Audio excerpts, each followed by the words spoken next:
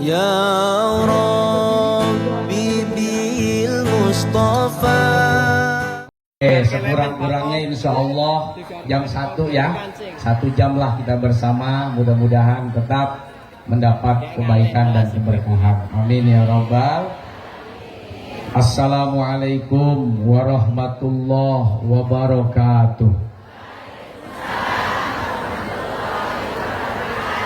Alhamdulillah wa syukurulillah ala ni'amillah. Assalatu wassalamu ala rasulillah sayyidina wa habibina wa syafi'ina wa maulana nabiyina Muhammad sallallahu alaihi wasallam wa ala alihi wa ashabihi wa man wala.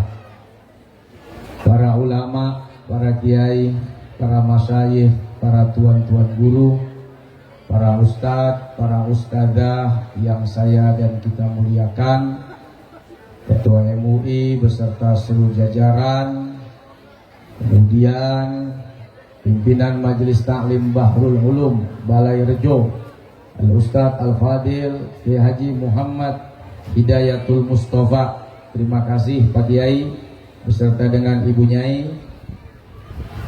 para pengasuh pondok-pondok pesantren yang begitu banyak hadir, pengasuh, pimpinan masjid, musola dan majelis taklim. Semoga guru-guru kita semua Allah muliakan dunia akhirat, amin. Teman-teman pengurus NU, Ansor, Muslimat, Fatayat, Banser, semuanya kita doakan Allah muliakan dunia dan akhirat.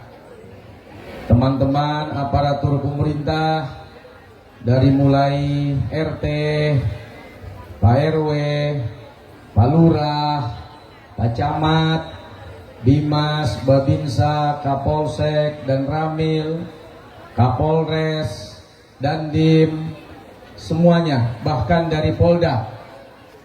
Terima kasih. Kita doakan beliau-beliau semua yang sudah capek, lelah mengurus kita, masyarakat, rakyatnya.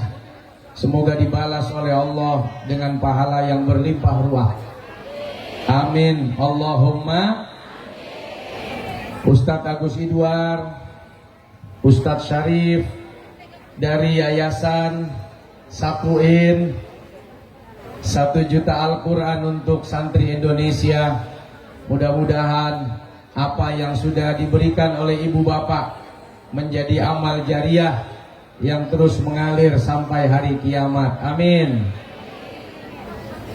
Alhamdulillah, saya datang bersama dengan istri muda saya. Ini istri muda, sebab itu ada yang tua, bukan istri saya. Jadi pemenak istri Pak Bustami, Pak Ustadz, ini istri muda. Kenapa muda? Karena nggak ada yang tua. Kalau saya tambah lagi jadi tua. Makanya Bu April nggak mau tua. Oh Kiai, saya nggak boleh nambah. Kalau lu nambah gini, gue jadi tua gitu. Ini dari Kemenak tau, buku nikahnya banyak. Itu kan Bro, buku nikahnya banyak. Tinggal order aja.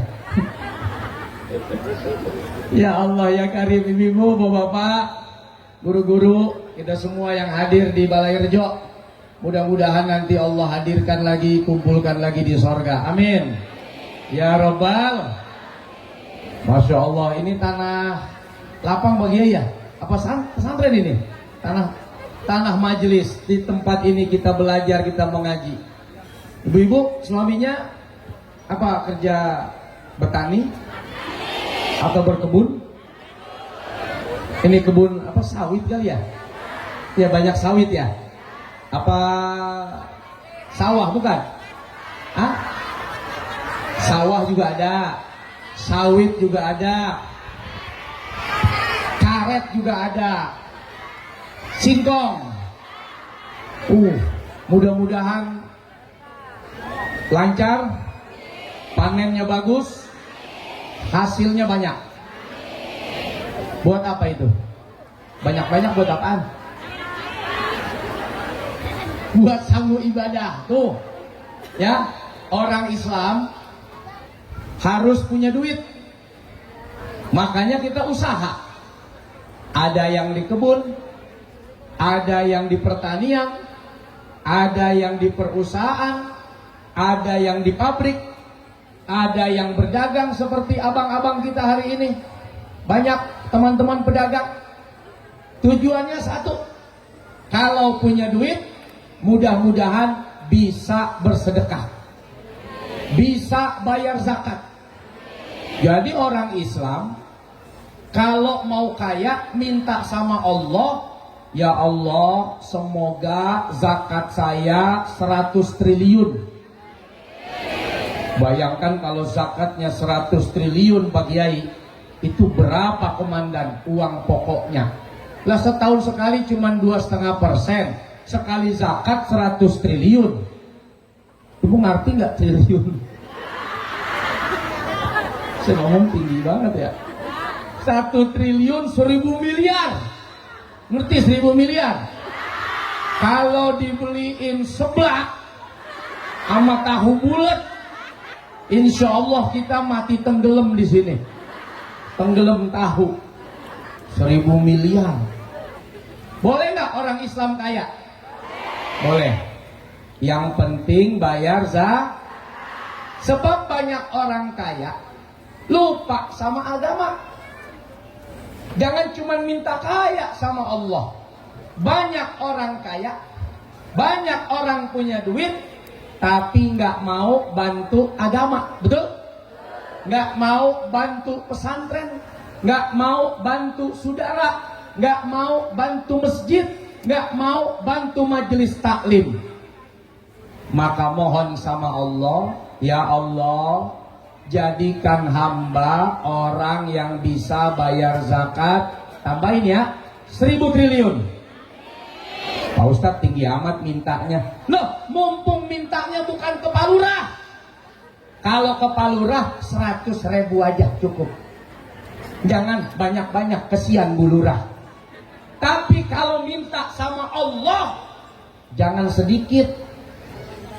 Kayak lurah aja kita mintanya sedikit. Yang banyak. Sebab dialah yang maha Al-Ghani. Allah itu maha.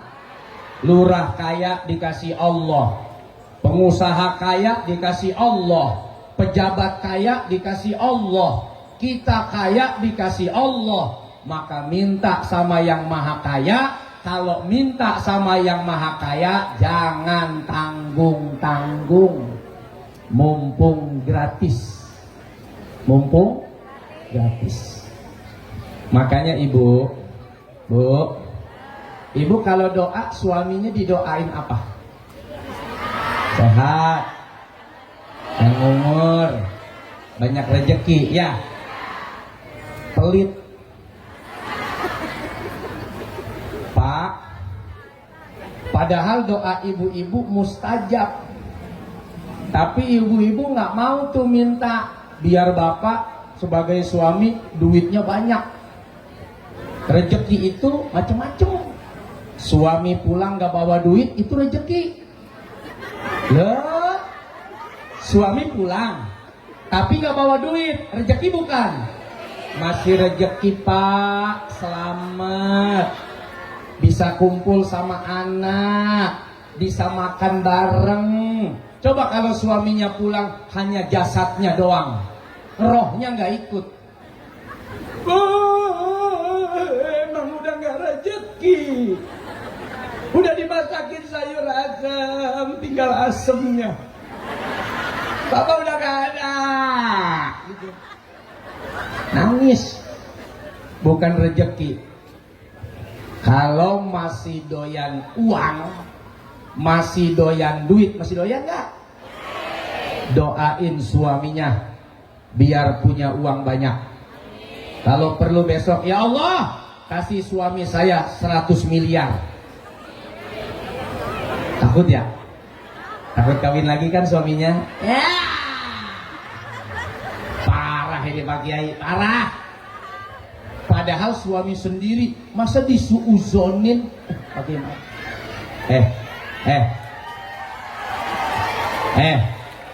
Laki lu tiap hari ngasih makan, sampai pada gemuk-gemuk begini. Dia kerja capek cari duit, ya masa masih diburuk sangkain. Wah, nggak mau saya ngedoain suami saya punya uang 100 miliar, ntar dia kawin lagi. Gitu ya? Nggak usah nunggu 100 miliar bu, 1 juta aja pengen kawin lagi. Tambahin dong doanya ke Allah. Ya Allah, kasih suami 100 miliar, tapi cintanya hanya untuk saya. Bisa nggak ngomong begitu ke Allah? Kita nih umat Islam pada malas doa. Padahal Allah memberikan jaminan dan janji yang luar biasa buat kita. Wa idza sa'alaka ibadi anni fa inni qarib ujibu da'watad da'i idza da'an. Siapa orang yang bertanya tentang Allah Subhanahu wa taala dari hamba-hambanya, kasih tahu ya Muhammad, saya ini deket banget sama hamba saya. Akrab, dekat, CS. Bu, ibu kalau punya teman, ada teman, besti punya, masih besti atau jadi bestai sudah? Belum jadi bestai? Alhamdulillah. Ibu punya besti, uangnya banyak, ngerasa akrab, ngerasa dekat. Kalau nggak punya duit, berani minjem nggak? Berani minta nggak? Bahkan nggak perlu minjem, nggak perlu minta, si besti akan bertanya keluh kesah kita. Kamu kenapa? Sampean apa panjenengan? Hah? Sampean iki opo? Apa?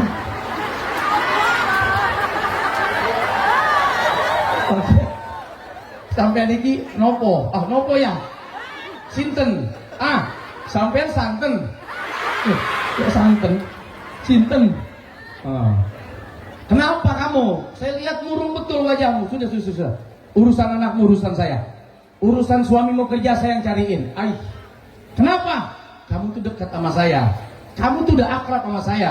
Kamu tuh saudara saya. Itu manusia. Kalau sudah bilang dekat, urusan kita beres. Itu manusia. Kalau sudah bilang akrab, urusan kita dijamin. Bagaimana dengan Allah yang menyebut dirinya? Kasih tahu sama hambaku yang bertanya tentang aku. Aku ini dekat banget sama dia. Apa yang dia minta, aku kasih. Masya Allah. Dan ini bukan janji caleg. Betul. Ya, caleg macam-macam. Ada yang baik, ada yang enggak. Bukan janji capres. Bukan janji menteri. Bukan janji soulmate. Sama, soulmate juga kalau janji bisa benar bisa salah. Betul. Kencang amat betulnya ke gua. Tapi ini janji Allah sudah pasti betul. Nggak mungkin salah. Kalau teman mengatakan, Mas, urusan apapun kamu kasih tahu saya. Kamu sudah seperti saudara saya. Kamu begitu dekat sama saya. Kita percaya kok. Padahal kita suka bohong. Padahal kita bisa aja khianat. Padahal kita bisa saja lupa. Kita percaya dengan pernyataan teman sahabat yang memberikan jaminan tentang hidup kita. Bagaimana dengan Allah yang sudah memberikan jaminan, begitu dekatnya dia dengan kita dan menjamin tentang apa yang kita minta.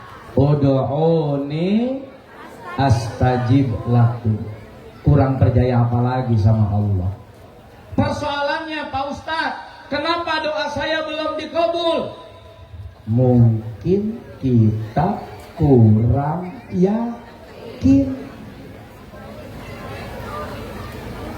Allah nggak kurang-kurang dengan segala kemampuannya.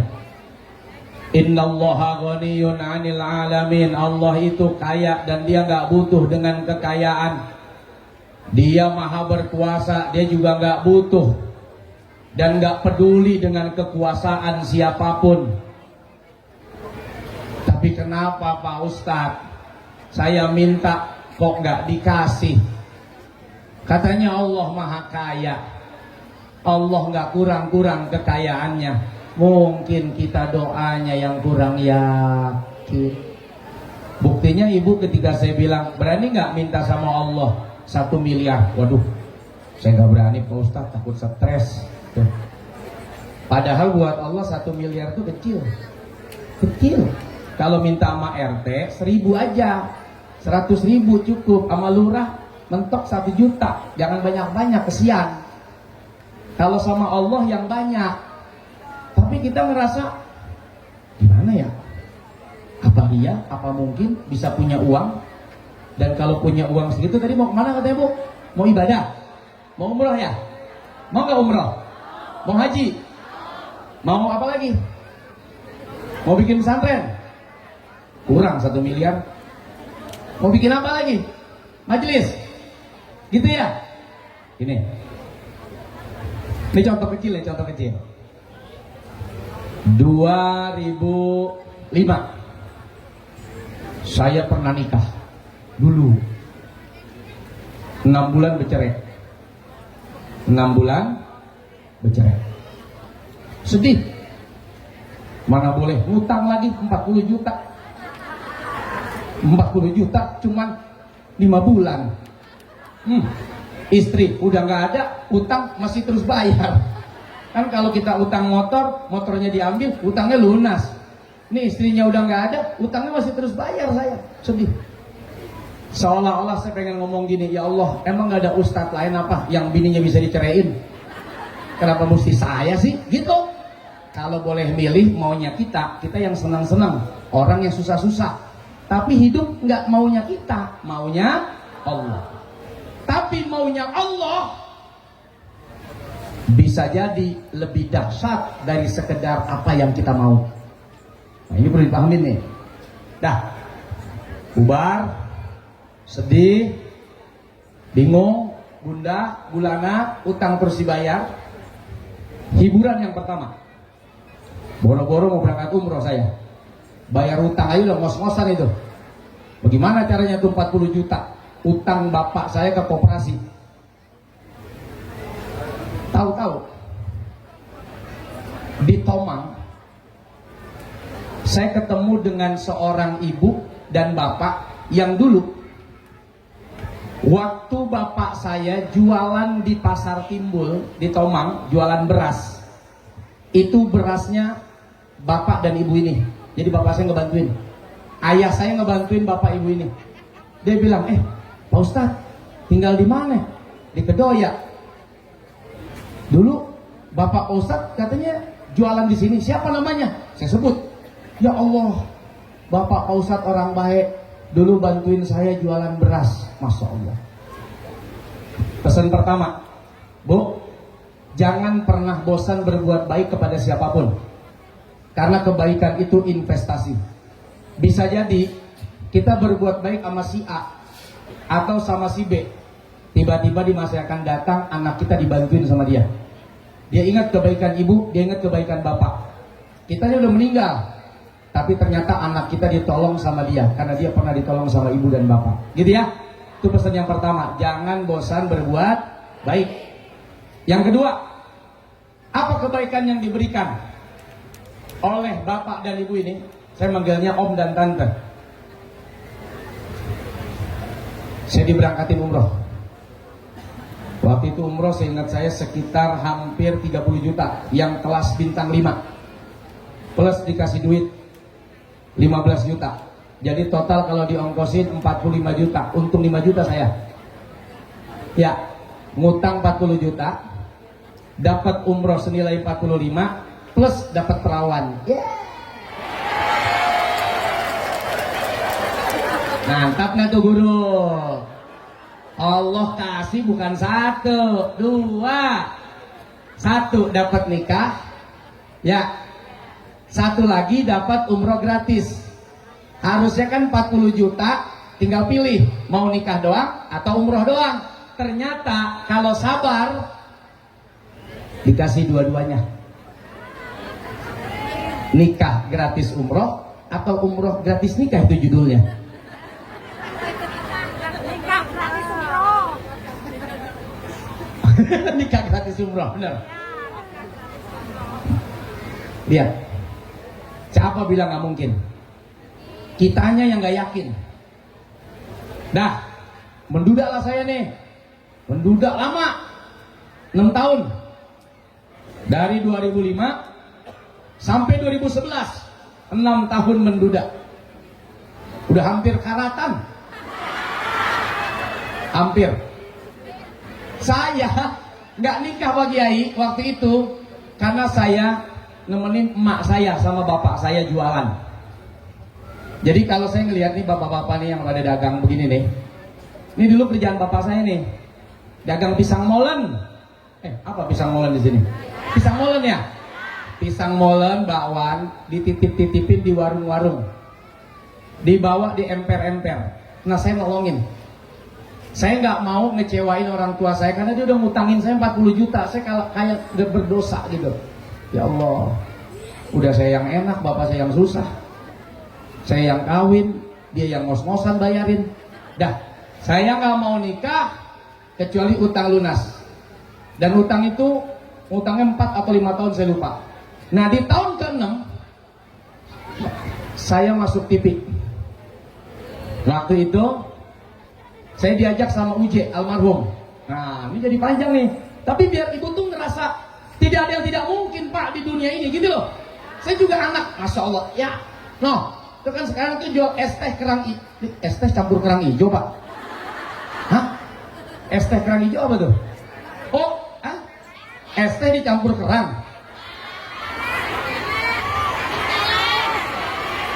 Bukan, no, ada es teh kerang hijau. Oh, jualannya 2. Ya Allah, saya pikir es teh campur kerang hijau. Nah, kayak tukang es teh, kayak tukang es teler gitu ya. Dulu namanya es kebo.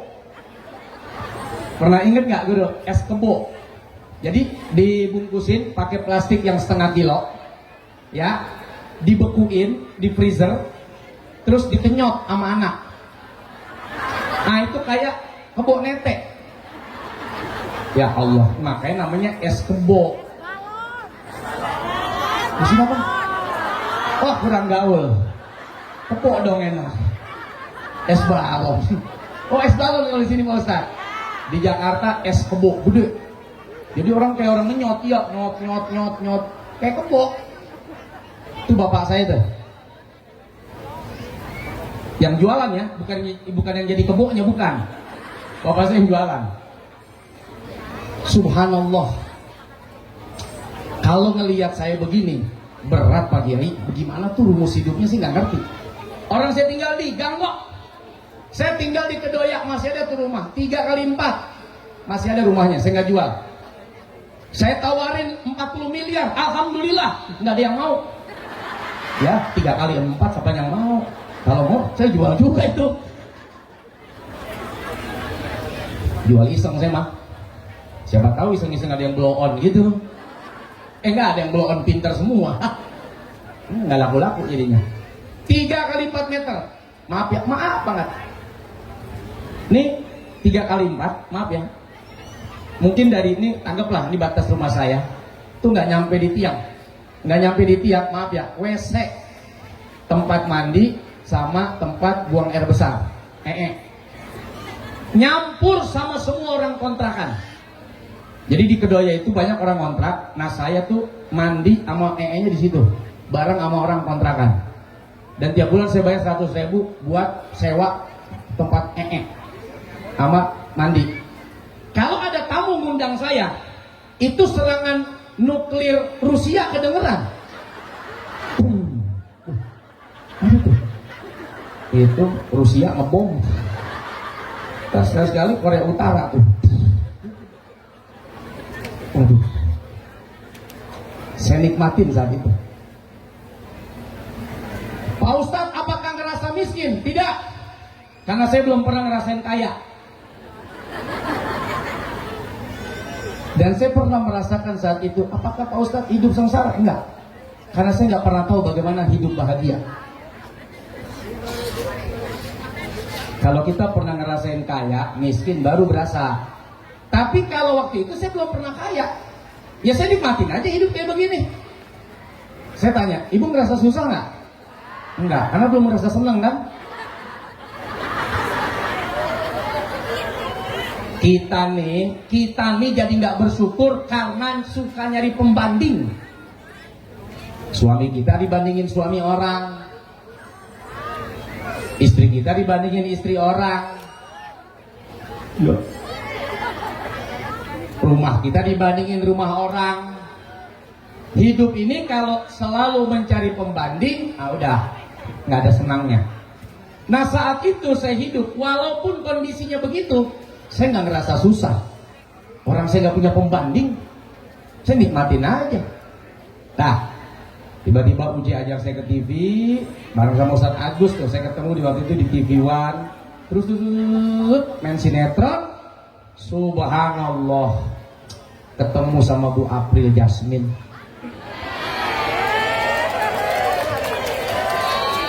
Kalau dulu Pak Kiai, saya nggak bercerai, mungkin saya nggak ketemu Bu April. Waktu dulu saya bercerai nangis, tahu begini, alhamdulillah, untung dulu bercerai. Nah, itulah manusia, suka marah duluan sama Allah, suka kesal sama Allah, padahal Allah mau kasih yang bagus, Allah mau kasih pengganti yang lebih baik, Allah mau kasih sesuatu yang lebih indah, tapi dibuat dulu oleh Allah satu skenario. Kalau waktu itu saya tidak bercerai, dan tidak maunya saya juga, nggak ada orang mau bercerai. Ibu jangan ngikutin, biar kayak soulmate saya bercerai aja deh, jangan. Beda cerita, beda nasib. Saya juga nggak mau dulu, karena saya nggak tahu saya bakal jadi gini juga. Nggak mau saya. Tapi ini pelajaran akhirnya Pak Ustadz. Kita nih keburu apa? Kesusu. Apa kesusu itu? Kesusu cepat dong. Tergesa-gesa apa ya? Tergesa-gesa kita keburu kesusu. Padahal masih. Gimana sih ngomongnya? Ya. Kita keburu ke susu, padahal masih ada es teh. Gimana ya? Ojo ke susu apa? Ke susu sih? Ojo ke susu tuh jangan terburu-buru. Kita itu terlalu terburu-buru, berarti apa? Kita itu berarti ke susu. Nah, iya betul. Betul. Kita itu suka ke susu. Oh, enggak gitu ya? Bukan begitu kalimatnya. Oh, loh, kalau Pak Ustadz suka, saya juga suka kok. Suka tergesa-gesa. Saya coba pakai bahasa Jawa jadi hancur sendiri nih. Bingung saya ngejelasinnya. Ojo ke susu, jangan tergesa. Terlalu cepat. Kok begini sekali Allah ke saya? Kok begini sekali Allah memperlakukan saya? Oh jangan.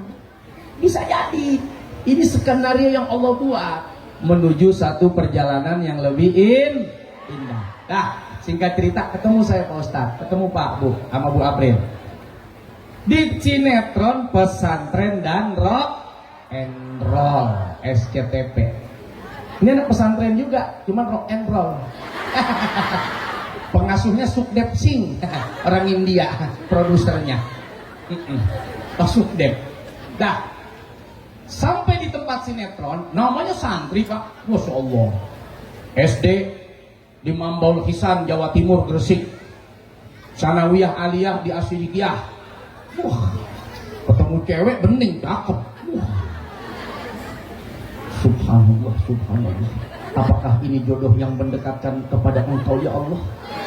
Tiap selalu melihatnya, kok selalu aku ingat Engkau ya Allah. Ya, bisa aja gue. Begitu saya cek, waduh berat saingannya berat. Orang berduit. Oh, dah saya ingat Guru saya Yai Nur bilang, orang berduit kalah sama orang berwirid. Ya, macam-macam sama orang berwirid. Orang berduit kalah sama orang. Kita kan langsung ngadu ke pusat, langsung ngadu yang nyiptain. Cukup baca apa yang pernah ditulis oleh Nabi Sulaiman ketika mengirimkan surat kepada Ratu Balkis yang memiliki kekuasaan dan kerajaan. Kalau Ratu Balkis aja tunduk, apalagi cuma Ratu Air. Betul, Ratu Air kecil. Ratu Air penakluk buaya sungai. Untung udah ke darat, bisa ditaklukin. Kalau lagi di sungai masret, nggak bisa kita. Udah di darat baru lemes. Saya baca Bismillahirrahmanirrahim 99 kali, tutup pakai sholawat. Itu amalan dari Mbah Yai. Ya, saya injek bumi. Maaf ya, pakai maaf kencengan. Kaki saya yang sakit. Saya niatin jantungnya April saya injek. Ngap lu, ngap. Ya Allah, bikin April cinta sama saya, rindu sama saya, kangen sama saya, pokoknya setengah hidupnya ada di saya. Dia akan cari sebagaimana dia. Ngap dengan oksigen, oksigennya di saya. Ngap lu, lihat ngap. Ngap Pak Kiai, ngap, asli ngap. Ya macam-macam Pak Kiai wirid kan, benar ngap. Untung anak udah 3, bodoh dah, mau diwirid dah katanya. Alhamdulillah, jadi bisa. Dulu dia takut sama sarung saya. Bener, dia bilang Ustadz sarungan tuh kuno, ketinggalan zaman. Dia takut sama sarung. Begitu sekarang dia cari isinya.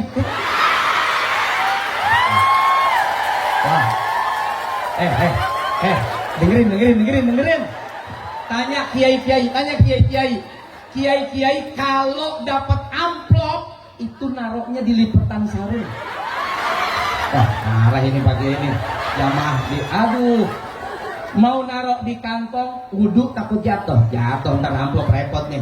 Naruh di samping takut ada yang ngambil. Akhirnya kiai gulung tuh di sarung. Makanya ketika kiai pulang, Bu Nyai bilang, Mbah, boleh buka sarungnya? Mau lihat isinya? Amplop. Lo kemana sih pikirannya lo?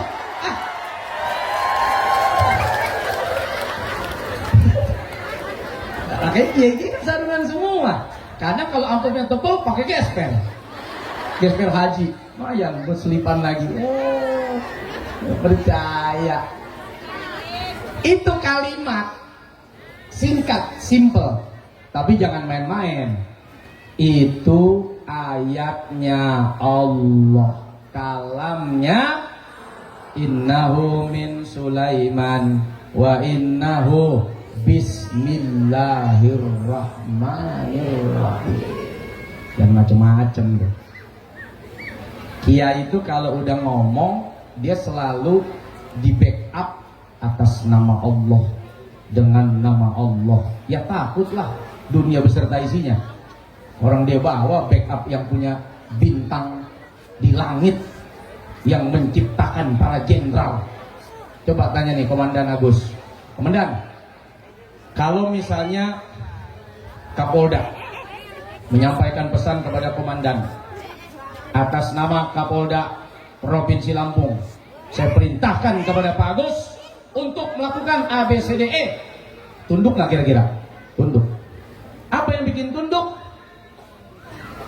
Yang bicara, yang punya jabatan itu Bismillah itu kalamnya siapa itu? Allah. Begitu kita bawa untuk menaklukkan makhluknya, masa makhluknya ngelawat? Nggak bakal ngelawan itu. Yusabbihulillah itu semuanya bertasbih, di langit di bumi semua tunduk sama Allah. Kita aja nih yang rada badung, rada bandel, rada bangor, makanya dikasih Al-Quran. Kalau yang lain ini tunduk semua. Jantung ibu saja itu makhluknya Allah, betul? Saya tanya, pernah nggak jantung itu melawan apa yang diperintahkan oleh Allah? Kalau belum waktunya mati, nggak bakal mati ibu. Ada di sini yang umurnya 70 tahun? Mana? Angkat tangan. Oke, ibu 70 tahun. 74. Pertanyaan saya, pernahkah jantung ibu istirahat 30 menit? Ya, modal itu kalau 30 menit udah. Padahal 74 tahun ya bu ya. Dia nggak pernah ngelawan Tuhannya. Dia nggak pernah ngelawan perintah yang nyiptain. Kalau belum waktunya berhenti, dia nggak akan berhenti. Biarpun ibu 100 tahun, terus aja dia bergerak tuh selama 100 tahun. Maka lihat ulama-ulama kita dulu. Ini sebelum 2 April bicara nih. Oke ya. Terus nih. Maka ulama-ulama kita dulu lihat. Pada saat ada orang sakit. Sakit apa bu anaknya? Ini panas. Ya udah ambil air. Yuk. Sakit apa itu suaminya? Itu pusing-pusing mikirin apa kali itu, sawit apa karet, belum ada yang beli. Apa itu pak, istrinya kenapa itu? Iya nih udah 2 galon ditiup, masih belum sehat-sehat juga. Dibacain apa ya kira-kira? Kata suaminya ke Pak Kiai, oh kalau istri bapak kayaknya dibacain Fatihah nggak mempan, mungkin dibacain belanjaan kali baru mempan. Begitu dibelanjain emas baru sehat. Coba lihat. Air itu makhluknya siapa? Bismillahirrahmanirrahim. Jepang penasaran Jepang.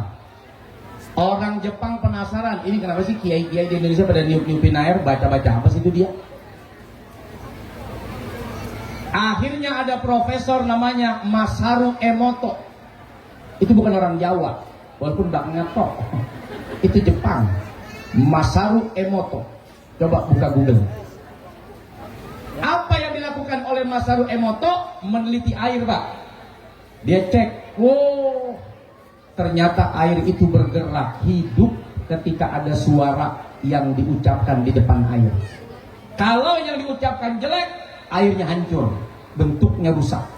Tapi kalau yang diucapkan kalimat yang bagus, airnya berubah seperti mutiara intan berlian. Coba buka Google. Penelitian air Masaru Emoto.